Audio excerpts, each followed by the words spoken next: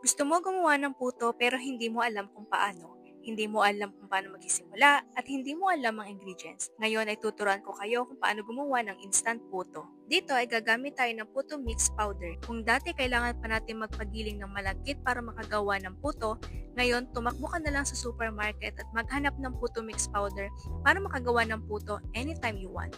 Pero syempre hindi porket may puto mix powder na ay hindi mo nagagamitan ng mahika para sumarap ang iyong puto. Pero wag kang mag-alala, bukod sa puto mix powder, 3 ingredients lang ang kailangan mo: water, sugar, and oil. Pagsamasamahin mo lang ang 4 na ingredients at haluin ng mabuti hanggang sa makuha mo ang ganitong consistency. After nyan ay magpakulo ka na ng tubig sa iyong steamer. Kapag kumukulo na, ilagay mo na ang iyong puto molder at lagyan ito ng butter para hindi tumikit ang puto kapag ka naluto. Sa case namin, ang ginamit namin ay silicone molder pero nilagyan ko pa rin siya ng butter para siguradong hindi siya didikit kapag ka naluto. Syempre, wag natin kakalimutan ang isa sa nagpapadagdag ng sarap sa puto, ang cheese. Eden cheese nga pala ang gamit namin dyan. Pero kahit anong cheese ay pwede nyong gamitin. Para sa akin lang, mas nagiging espesyal ang puto kapag ka Eden cheese ang nilalagay ko.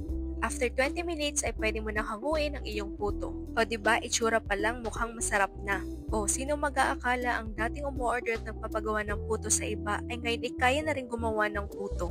By the way guys, 400 grams nga pala ng puto powder mix ang ginamit ko at sa 400 grams na yon ay nakagawa ako ng 20 to 25 puto. Pero syempre, depende pa rin yung kung gaano kalaki o kaliit ng puto ang gagawin nyo. Ano pang hinihintay nyo? Gumawa na rin kayo ng puto pang merienda. Thank you for watching. Bye!